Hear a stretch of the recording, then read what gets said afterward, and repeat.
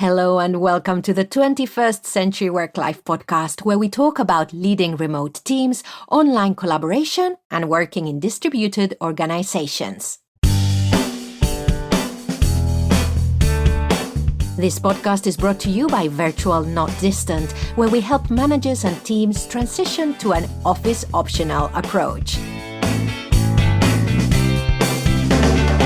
Find out everything we do over at virtualnotdistant.com and check out our show notes and pictures of our lovely guests over on the podcast page. It's great to have you here, listeners. Let's get on with the show. Hello and welcome to episode 303 of the 21st Century Work-Life podcast, where today I talk to Roberta Sawatzky about her recent research about what people are looking for in leaders of hybrid teams. And this was so useful. To be honest, it will be useful to anyone in a leadership position, official or unofficial, whether you are remote or hybrid, which is a subset of remote, or whether you're co-located, working in the office together, because it goes to the core of how best to support your people wherever they are working from. It's a meaty conversation, so I won't keep you. I just wanted to say hello, especially if we haven't met before. My name is Pilar Orti. Lovely to have you here. And if you are a regular listener, I am delighted that you're here again. Remember that if you have any feedback or want to get in touch, we have a contact form over at virtualnotdistant.com. Or indeed, you can email me, pilar@virtualnotdistant.com. And listeners, don't forget that if you like these kind of conversations, we have another podcast. That is another whole show with only 9 episodes with the full interviews from the people who were involved in episode 300. And that show is called Work-Life Changes and Remote Work in Organizations. So if you finish this episode and you want more, head over and you've got 9 episodes there. But anyway, for now, let's move on to the conversation with Roberta. I hope you find it as insightful as I did.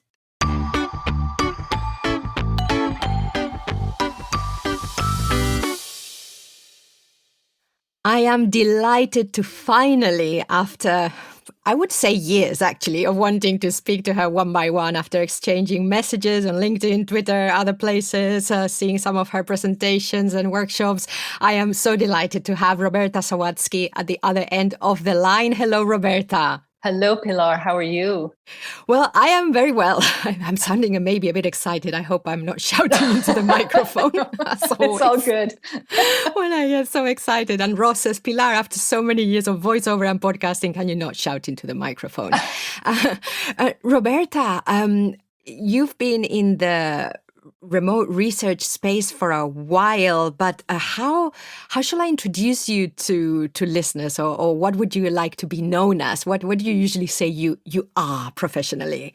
You know something, it's one of those questions I have a really hard time answering because I wear different hats. So my day job, I'm a business professor at Okanagan College in Kelowna, British Columbia, Canada. And my focus is HR and management, but I also have my own consulting business. And so the two really feed into each other because the focus of the consulting is around the same areas that I teach at the business school. And so I heard someone use the term that they are a research storyteller. Ooh. And I love that because I don't necessarily think of myself as an academic. Because I've been in industry for so long before I started teaching. So I like that, a research storyteller. Excellent. Well, I'm really glad I asked you. I love that. Research storyteller. Wonderful. And so, of course, I'm going to be talking to you about some of the recent research you've done around hybrid teams, etc. Just to mention that you also have a blog, which I will ask you about in a second, which is probeandponder.com, Learning from Life and Travels with Roberta Sawatzky. So maybe you can tell us a little bit about why you decided to start your recent research. So maybe tell us first what it was you researched very briefly to get listeners into context. And then if you can tell us about why you decided to focus on that. Okay, so my research is all around remote work, hybrid work, work from anywhere. So I'll go back a few years just to share where the seeds of all this started. So it was many years ago. In fact, way before remote work was even a thing. So I had the privilege of staying home until both our kids were in school. And when our youngest was in kindergarten, I was offered a job with a nonprofit organization. So I said, okay, I'm interested, but it would be conditional on some things. So I said, I want to work from home if they're sick. I want to have flexibility to attend all the school events and volunteer in the classroom. And when my kids are off school, I want to be able to vary my hours accordingly. But with asking for all this, I'm also committing to never lagging on my work responsibilities, and I will always be available to my team when they need me. Well, they instantly agreed. So this pretty much, it was my expectation ever since. Although the reasons for having flexibility have changed somewhat with our kids. They're now adults and have their own families. But I more formally became interested in remote work back in 2008. And at that time, I was terminated from a position due to severe economic downturn. So my area of work was not revenue generating. So as we know in business, those positions become expendable. I had always had grave concerns about how people were supported in the workplace. And with the rise of remote work, I thought, if we have a hard time in co-located where we're face to face with people, in supporting and developing people, how on earth are we going to be doing this with the rise of remote work? So I decided it was a good time to start my own coaching and consulting business. And its focus was on career development, training development, performance management. And before long, the total attention of that focus was directed towards remote workers. And that began my journey into this ever-evolving work of remote, hybrid, and work from anywhere working contexts. And since 2008, how people work remotely has changed a lot. Mainly, has technology been the main factor, or also mindset? What have you seen? I think it's both. Technology has definitely enabled it, but I think mindset is changing with more younger generations coming into the workforce, but also a whole generation of people like myself who can see time when they're leaving the workforce, that they don't necessarily want to leave their jobs, but they want to leave the tethers that tie them to a physical space. And so remote work, in whatever context, has become very desirable at both ends of the spectrum. Yeah. And just to highlight something you said right at the beginning when you were asking to be able to work more flexibly and to work from home, how you said, I would like this flexibility and this is my commitment. And I think for anyone who wants to either start working remotely or who wants to continue working remotely, that is such an important part, because you hear a lot about, it's going to give people flexibility. Yeah, but with that comes this absolute commitment. Yeah, it definitely does. If you're asking for flexibility and for all of those privileges, it has to come with responsibility, because when we choose to work as part of a team, we are choosing to support the other members of our team. We're choosing to help them be the best that they can be. And so you can't enter into this kind of agreement or these demands purely from that selfish. If you work for yourself, if you're your own business owner and stuff like that, that's totally different. But in this changing context, we're really looking at it more from the perspective of how many organizations are now starting to go down this path. And so it's a two-leg. You have to be willing to take the responsibility if you're asking for flexibility. And so from your interest in how we support people when they're working remotely, remote work a bit wide, how did you come to be looking more specifically at leadership? Well, in 2012, I accepted a teaching position at the Okanagan School of Business. And again, as I said before, my specialty areas were human resources and management. At the same time, continuing with this consulting work. And my work is always focused on leadership. So I did a lot of one-on-one coaching with leaders as they were adapting to new ways of working, looking at career changes, and really looking at themselves and who they were and what they were bringing to the table. So have been involved in leadership my whole adult life, whether in volunteer capacity or leading teams. Leadership is just a passion. And I think because leadership is such a passion and I value it so greatly, I will never put leaders on a pedestal because they are people. However, I do believe that whenever people choose either a position of leadership or um, something that's less formal, they are a leader by relationship. Whenever you're in that kind of a role, you have a responsibility and you need to take that seriously because you are influencing people. And if you are influencing people, you need to always keep that in mind because you can influence for the good or you can influence for the bad. So I believe really strongly in leadership. So my interest is always drawn there, whether in teaching, whether in coaching, whatever it is. And I'm glad you said when people choose to be in that position, that's always the first thing. Mm-hmm. I think when people used to ask, is a leader born or made? And I say, it doesn't matter. It's whether they want to lead. That's the first thing. Exactly. Yeah. Yeah. And whether they're born or made, they still have to develop their skills. They still have to grow as a leader. So wherever it starts in the process, it is irrelevant. Yeah. So then how did you then go into the latest research? What was it that prompted you to, you had a bursary or something? Because I remember you announcing this that you were starting last August. Tell us about, this last piece of research. Where did it come from? Well, the first research started in 2019. So that's whenever I was looking at competencies necessary for success as a remote worker. And I did that in collaboration with my son, who is a remote worker. Wow. And so then a couple of years, the opportunity was available for me to take an extended study leave. So at the college, after you've been there for a certain amount of time, you can apply to do a study leave. And so I decided that would be a great time to build on that initial research, but this time focusing on leaders versus employees. And so thus began my extended study leave.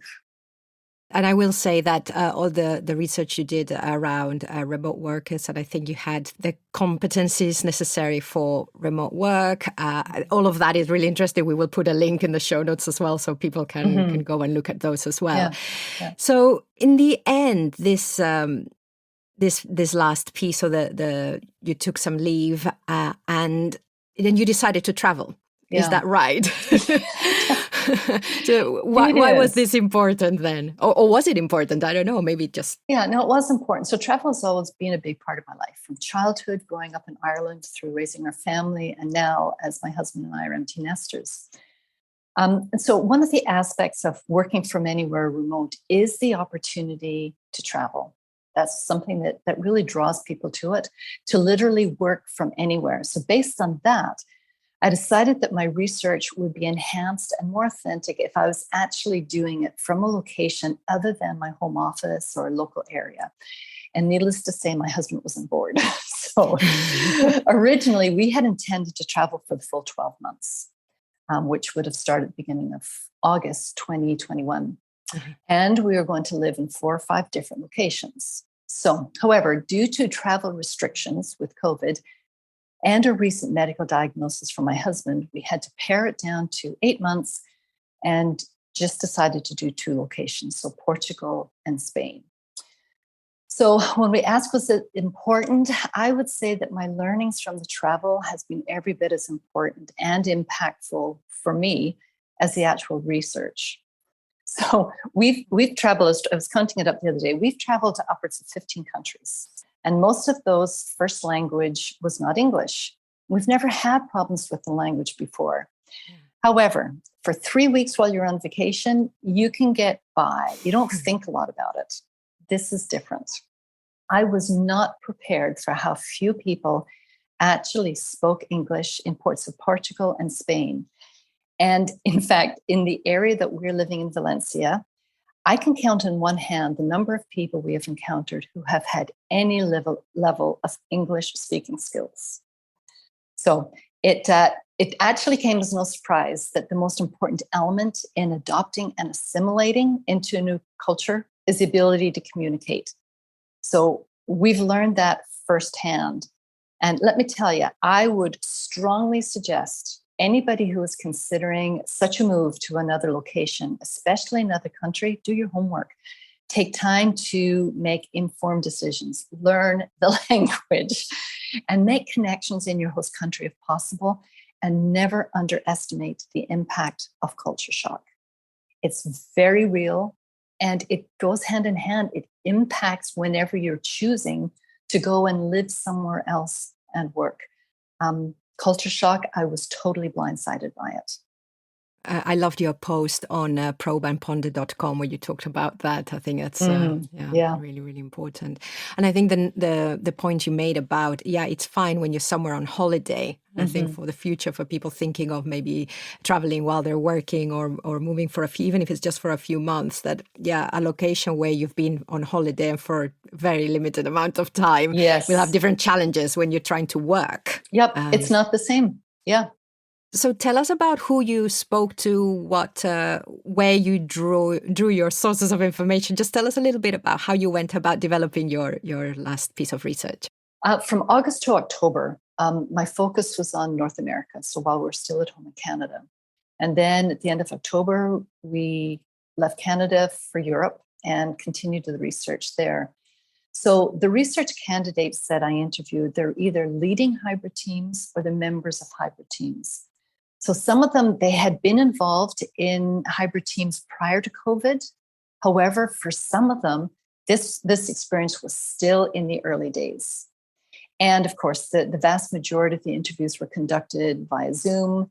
And where possible in local areas, if there were people, we tried to do a face-to-face when restrictions permitted. And that was such a treat. So the initial intent of the research was to learn what it takes to lead successfully in a work from anywhere context, ensuring proximity equity. So that proximity equity piece was what I was really focusing on. However, after interviewed over 110 participants, it took an unexpected turn in focus. Roberta, can I just stop you a second? And yes. So can you give us a couple of definitions? One, proximity equity, and the other is hybrid. So because I think the definition of hybrid might change at some point. We're recording in 2022. Yeah. So what did you mean by hybrid? And then what do you mean by proximity equity? So hybrid is it's a wide variety, as we know. So in a hybrid, you've got some people maybe located somewhere where they're together. So they're co-located in the same physical space, or they could even be like co-located in the same town, but working not in an office. But there's other members of the team who could be working in other parts of the world.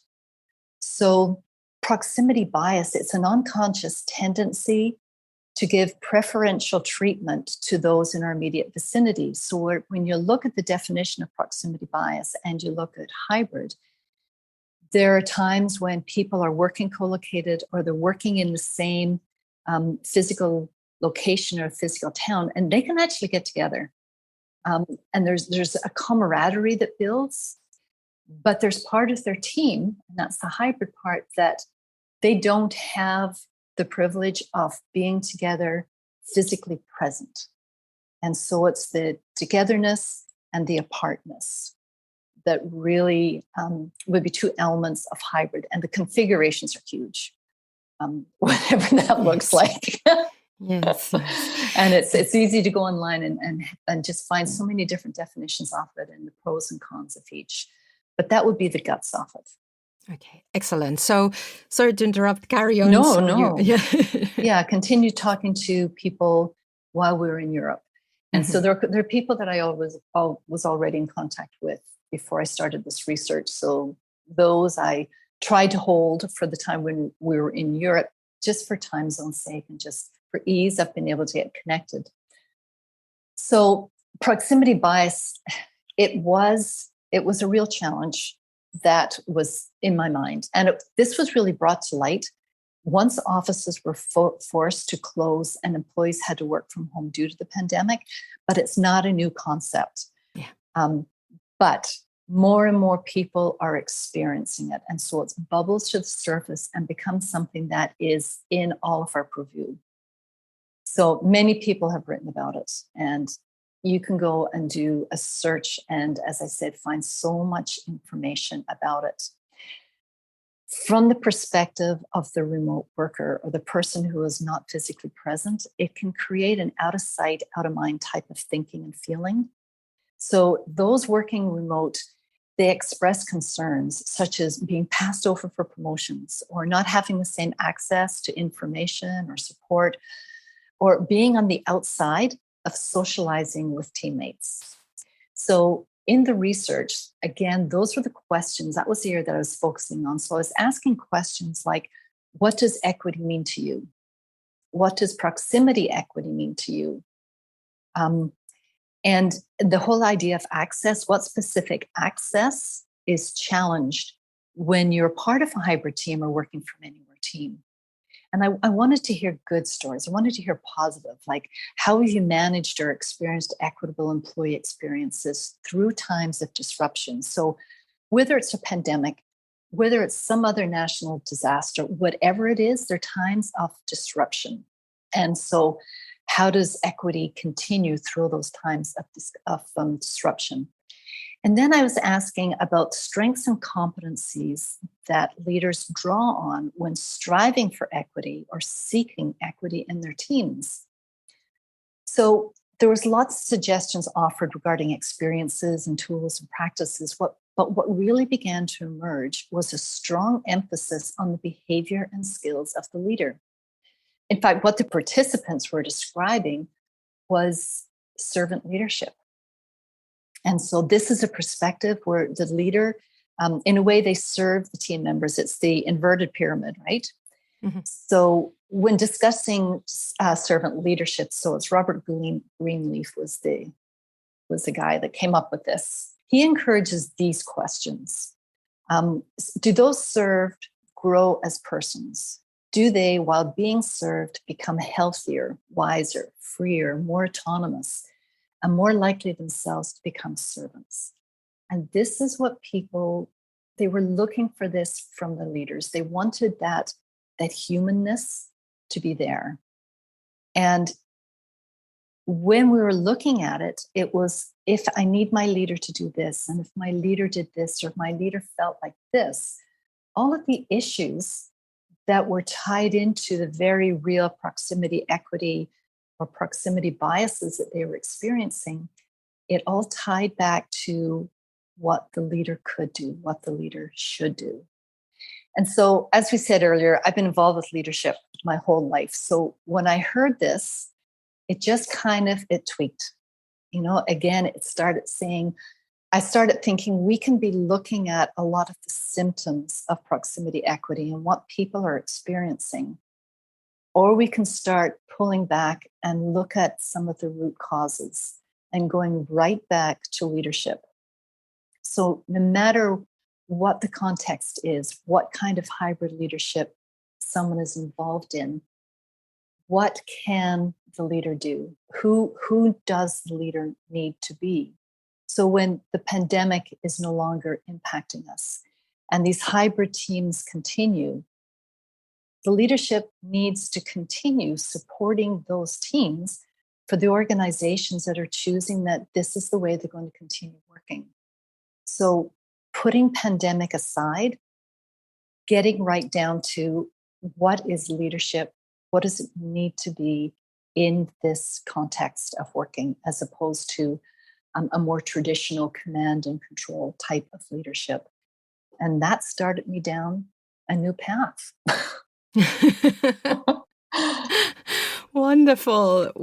And it's so great as well, because you're really going, as you say, you're going, I would say, back to the basics of leadership, but it depends what kind of leadership we're looking at. But exactly. But you're going back to, for me, it's a leadership that is sustainable as well. As in you can, it doesn't matter then what context you're in. It doesn't matter whether there's buildings or not. It doesn't matter whether you're fully distributed. We're going back to, okay, what supports a group of people in any context, you know, and what do I need? So Did you change then your approach to how you were researching? What did, I don't know, what did it look like? What was the change? What did the change look Something, like? the interesting thing was a lot of the books that I had been reading, current books written, books that were written some time ago, that thread really was through everything. We know that if we want to fix a problem, we can go and find anything that's here's 5 steps, 6 steps, 10 steps, whatever, follow Yes. this, and you'll solve the problem. But any of the books that were going beyond that and digging deeper, it goes back to that simple fact. When there are people involved and when there are leaders involved, the leader needs to take the lead. And what does that look like? So I was picking up different things and then looking at different things and asking different questions of people and digging down into, so when you say your leader needs to do this or be that, explain it a little bit more. So rather than focusing on the equity part, it started switching to focus on the people. How do you feel whenever this happens? And what has your leader done that has made this the most amazing experience that you've ever had, that makes you want to continue to grow and to be even better at your job? So the conversation switched a little more. But before it even switched, those things were already coming out, which was really interesting as as I started to look back over the data that had already been collected. That thing was there. The message was already there. And so what is some of what you found? What is some of the things that these leaders are doing so that the remote workers feel truly supported? I wrote 2 papers. Yes. I wasn't going to write any papers. I'm glad you did. And do. But it's sometimes I found that it really helps me process Yes. what it is that I've learned. So where it started with, again, going way back, is a philosophy. So when I started teaching, one of the questions that I was asked was, what is your philosophy of teaching? And that was really important. They wanted to know what I believed about my role in the classroom, what I believed about the students that I was teaching, what was my purpose, what was my desired outcome, how was I going to approach that?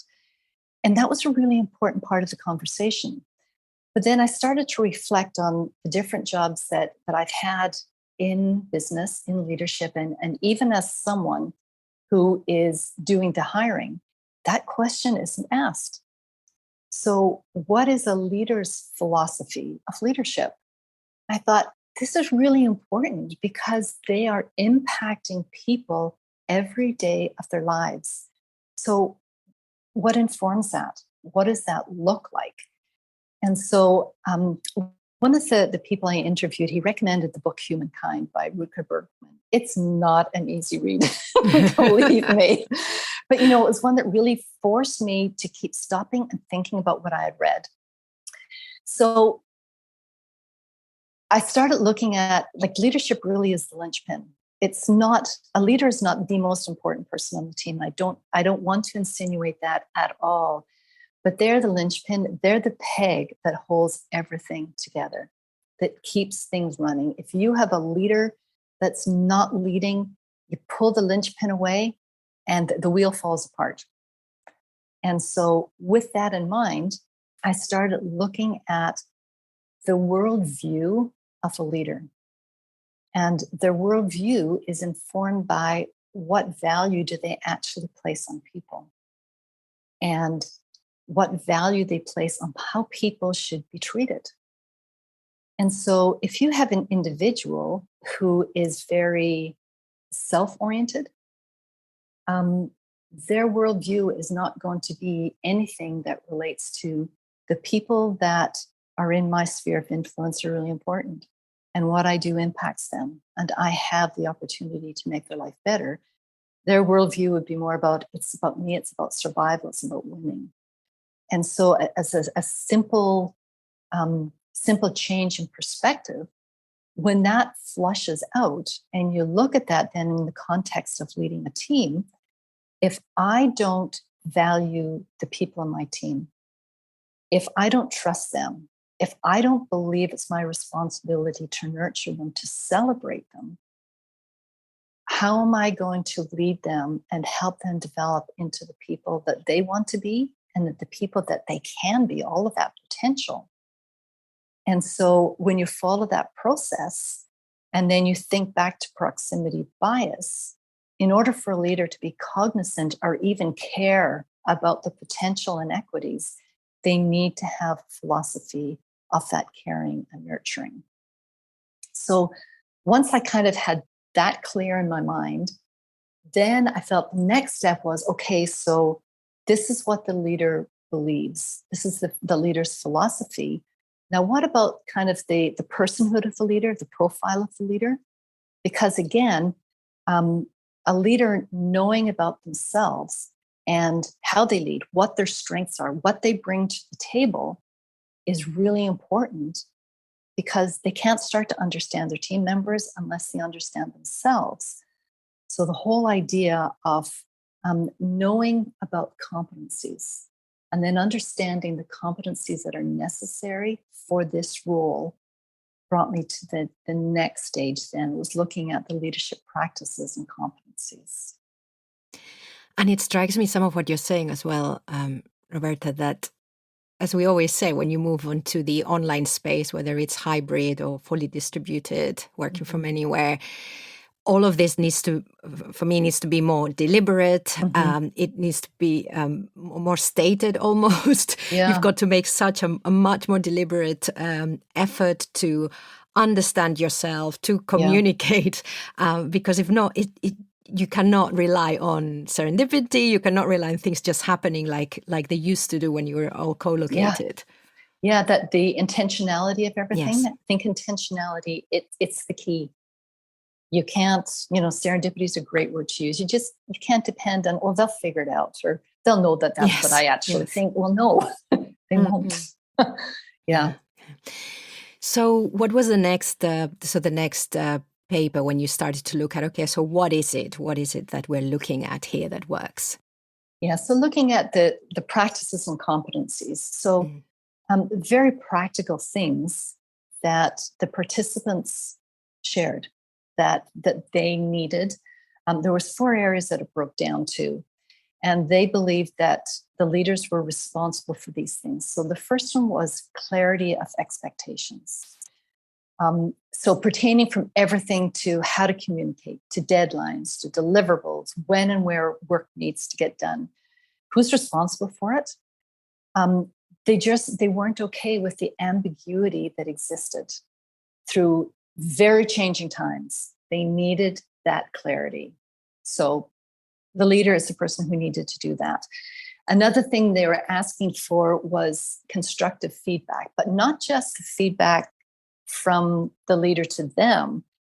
They were saying, we want the opportunity to give feedback to our leader, and not for the purpose of telling them what they're doing wrong. That was not, that wasn't the intent at all, but more, we want to have those conversations so that we know how to support our leader, so that we can even tell a leader how we best need to be supported. But that dialogue that goes back and forth, so the two-way feedback. And they still wanted annual reviews. That's fine.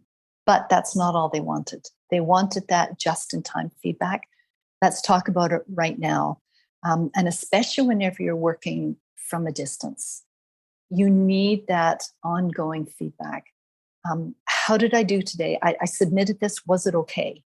What's going on here? Anything I need to fix? So the ongoing two-way feedback. And the third thing they asked for... I'm going to stop you on that one, because I think this is the most interesting one for me. And of course, it goes also to the research you found of the competencies necessary for successful remote workers, that they desired this two-way feedback. And I think this is one of those things that can help us wake up and go, maybe the more traditional ways of learning how to manage and what we've been told is the right way to manage needs to be challenged. And this is one of those specific things, because we've always, I don't know, all the management stuff I've seen, read, I've never seen how to have a conversation about your own behavior, performance, support, whatever. And sometimes it could be that managers are not used to. They don't even know how to initiate or what to do. And the online space, which works best when hierarchies are flat Yeah. and when there's a real connection, it's great. And this is just so specific to be saying to someone, people don't just want to hear how they're doing. They also want to connect with you through the work. And part of that could be that they want to know how to support you or however. I think that's great. Yeah. And that's part of the bringing the humanness into the workplace. My leader, my team leader, they're a person. And I'm a person. And because we're in some kind of an authority, submissive role, whatever you want to call it, it doesn't change the fact that we're still people. And the more we know the other person, the more we know about them, the more we're known to them, the better we're going to be able to work together. And it's only good things that'll come out of it. And it's a good, I'm going to say, a substitute or alternative for those managers and people like me who don't like to do virtual coffees as much, who don't like to throw the parties and stuff like that. And you're thinking, you know, okay, well, bearing in mind that some people might need that, so that's a good reason for doing them. But actually, it could help with some of my people. This is another way of, through the work, getting to know them better and allowing them to get to know me. Yes. Yeah. Yeah, exactly. Great. Yeah. Great. Let's carry on. So we've got clarity of expectations, constructive two-way feedback. And it's support for autonomy and flexibility. Again, those words that we hear so much about. In my research, I found this quote, and it says, autonomy in the workplace is not about passively letting employees be independent. It's also not working in isolation or doing work without guidance, boundaries, supervision, or collaboration. What it is, it's about allowing people to work the way that is most conducive to their own best performance. So nobody's saying, go away, let me do my own job. That's not it at all. It's support me as I do my work the best way that I can do it. And when we talked earlier about that flexibility and the responsibility, autonomy does not mean I don't want to be held responsible. But sometimes I think that managers get afraid of that. They're afraid that they will lose that control. And if we give the autonomy, then, well, they won't do their work because I'm not micromanaging them. I'm not like staying on them all the way along.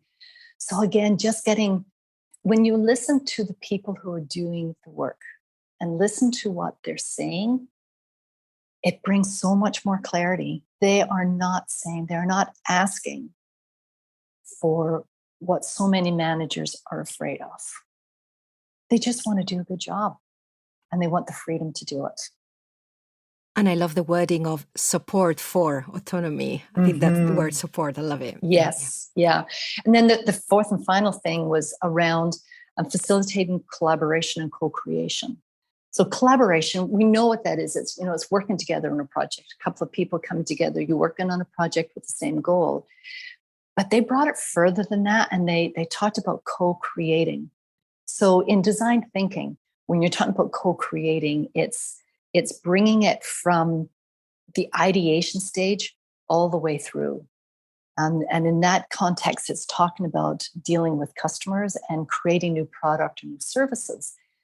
Well, these remote workers are saying, we want to be able to do that. We want to go right from the ideation stage. And when you think about it, decisions are being made by organizations that impact employees in incredible ways.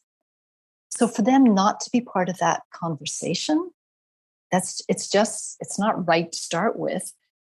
But it could also lead to decisions that are being made that actually don't match the workforce and that don't pay attention to the changing workforce. So that whole idea of collaboration and co-creation. And again, these are things they're saying, these are just actions, these are practices that our leader could do, that they could set up for us, that they could allow for us to do in order for us to be most productive, to be the best employees that we can be. And, whenever you look at it, none of it's unreasonable. Yeah. Yeah. And you can see it working in all kinds of contexts as Oh, well. yeah.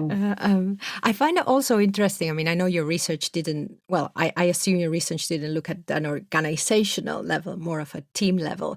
But I think that you could even take these and scale them up, because if you're looking at clarity of expectations, the two-way feedback thing, again, the autonomy and flexibility, and then as you were talking later on, to how can we help our employees, even in larger organizations, to feel like they are co-creating the space, the way of working and stuff. So I think you could probably really scale all of these as well.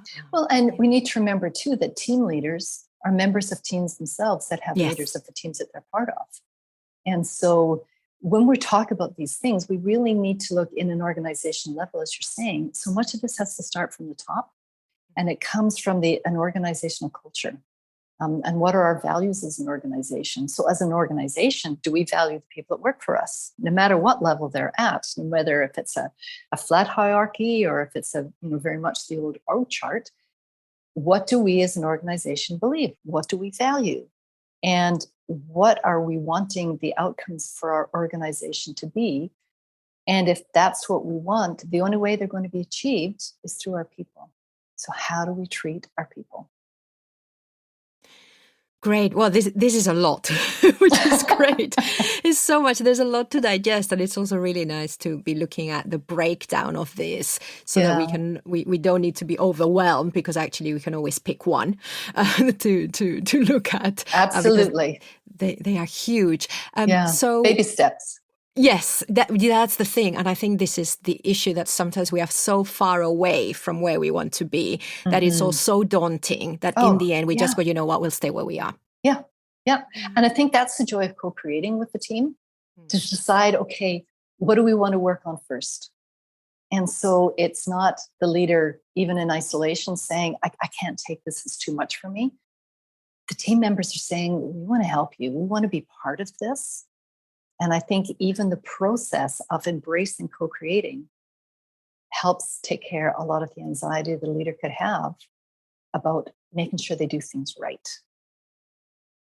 I was going to say that's a great first step to involve the team in that conversation. And it could be the most scary, and we might not know how to do it, because we might never have had to do it before, especially once, if we're looking at the current context where there's been, we're recording in March 2022, there's been a lot of emergency and responding to change. And so now to be proactive in instigating change and asking for something different can be really scary.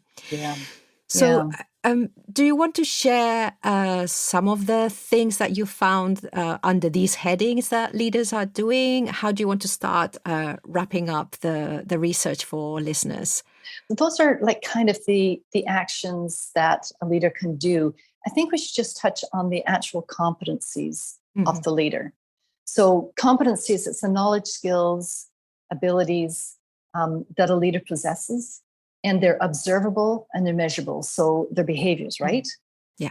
And so just to identify those, so that the first one is building collaborative teams. We've touched on that a bit already, because that's what the team members were asking for very specifically.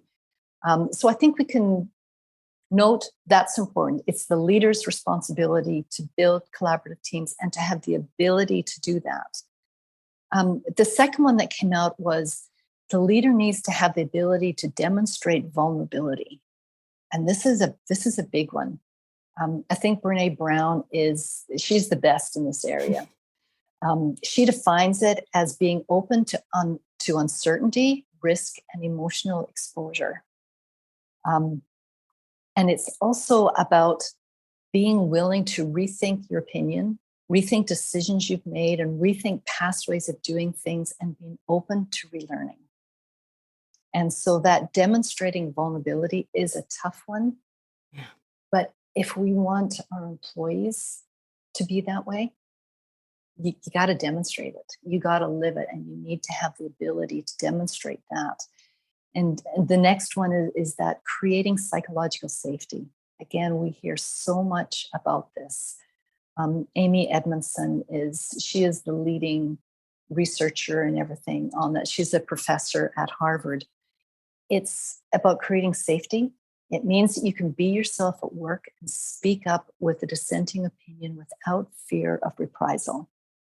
And so you can see how creating psychological safety and that vulnerability go hand in hand. Yeah. And the leader has to have the ability to create that kind of a safe environment for the team, for the people that he is responsible for. And he needs to model it to the team members. And then when you keep going, then they need to be able to coach and facilitate growth. There's a book I picked up. I don't even know how I heard about it. It's Frank Barrett. He's a musician. He's a professor. He's an author, but he's a jazz musician. And he was talking about leadership in the context of improvisation. Mm-hmm. And it was great. So he said that it's all about creating space, sufficient support, and challenge so that people will be tempted to grow on their own. And I love that. It's not about the big heavy saying, I'm here to coach you and I'm here to facilitate growth. It's, I'm here to spread the table before you and help you to want to grow, help you to just whet your appetite. And I'll be here to facilitate whatever learning you want. And I thought that was a beautiful way to look at it. I love the word tempted. I know, isn't it great? It really allows you. Here's the door. You go through if you want. Yeah, I dare you. Excellent. And then the third last one is practice cultural competence. And this is a really big one, especially with globalization. And so a leader needs to be able to demonstrate cultural competence and practice it and also teach it to the people that they're leading. Teresa Holman, she wrote Virtual Teams Across Cultures. She has the best description of this. Yeah. She describes it as being the ability to work successfully with people from other cultures. Culturally competent people navigate the geographies, oh my goodness, easily. Engage with people no matter where they're from and show appropriate signs of respect in ways that are appropriate. I thought, that's beautiful. You don't even have to work outside your own country. We are such a globalized world now that you could be living in one place and be exposed to so many different cultures, both colocated and virtually. And to grow and for a leader to be able to demonstrate cultural competence in this working context is paramount. And then as well to network. The ability to network has always been important. When I started my own business, I hated it. I mean, I still don't particularly enjoy networking, but whenever you focus on what it's about, it's about the other person. It's not about you. It's about how do we help? How do we support other people? And so networking in both virtual and global contexts. So to create and maintain those kind of relationships on an organizational level. And they're doing this for the benefit of their team members. The leader becomes the link to other people in other parts of the world, in other industries. And the link that the leader is able to develop benefits the team members. And whenever it comes to hiring, to the recruiting and selection process, the leader needs to have the ability to network because we are hiring people globally.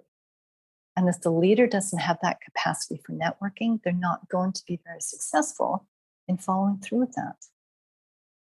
I always used to see, and I still see, how within networking also the advocacy piece, being the advocate for the team as well, is often missed when we're talking about leading teams. So this, and like you say, and we need to be even more deliberate about that if we're in a distributed or global.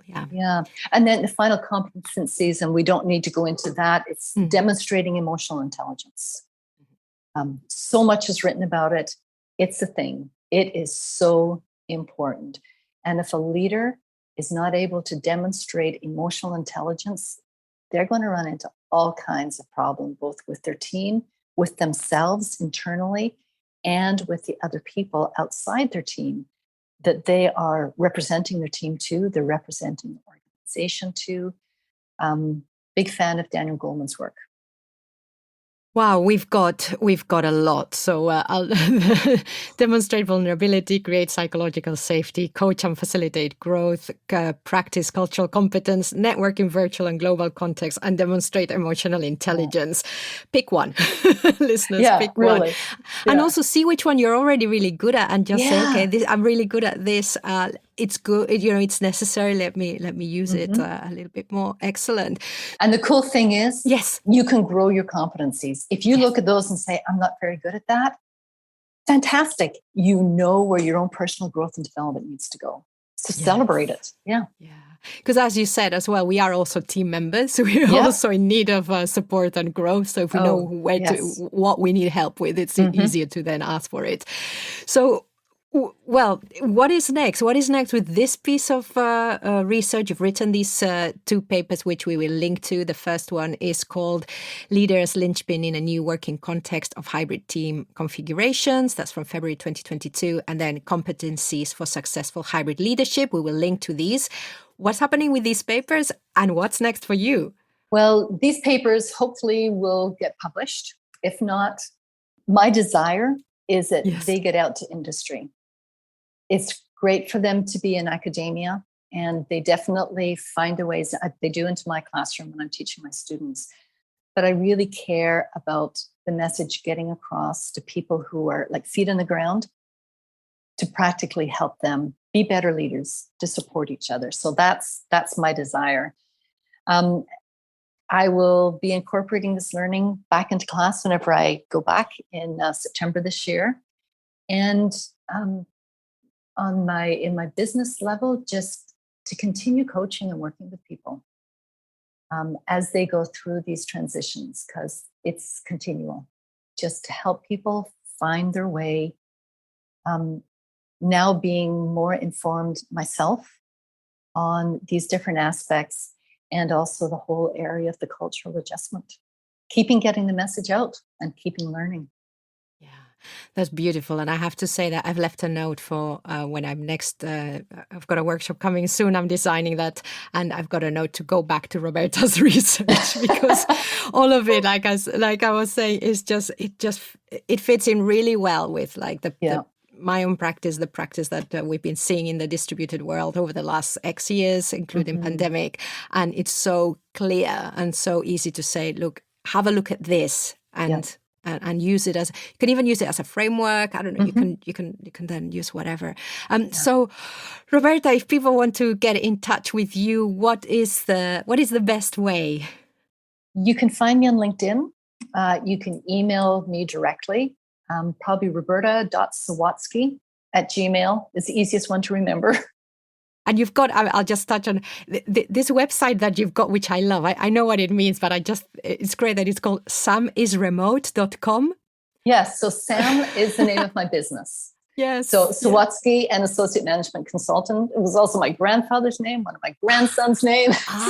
You see. Yeah. And our grandson was actually born around the same months as I started my business. So it has multiple levels of meaning, but family is extremely important to me. So that's in the name. I love it. I love it. Yeah. Well, Roberta, thank you very much. I'm sure that listeners will appreciate not just your time today with them, but actually your time throughout the ages, looking at both leadership, remote work, bringing it all together to help us just navigate whatever comes next. So thank you very much. It's my pleasure. Thank you, Pilar.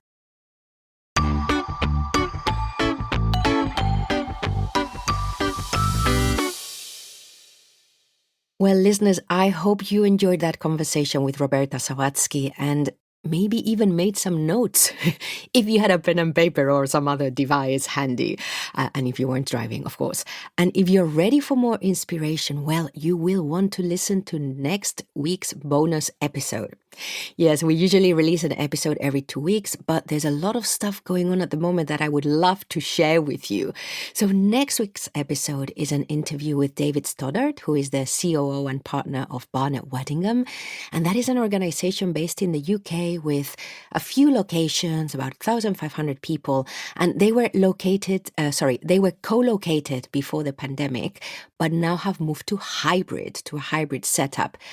And David is looking after this process, and he's going to share with us how they are discovering what works best at their organization, how they consulted their people, some of the things they're doing, what has changed in their approach to working with each other, managing people, etc. So indeed, if you don't want to miss that episode and you're listening to us on our website, then do subscribe to the show. We're in every podcast app. We call the 21st Century Work-Life Podcast, which is perfectly polished by Ross Winter. So thanks, Ross, for working on this episode. And listeners, if you do go to our website, virtualnotdistant.com, you can subscribe to our monthly newsletter where we have reading and listening recommendations every month, plus a digest of our own content. You can follow the page on LinkedIn, Virtual Not Distant. We have a Twitter account, Virtual Teamwork, with a 0 instead of an O. And if you prefer good old-fashioned email, hey, my email is pilar@virtualnotdistant.com. Thank you very, very much for listening.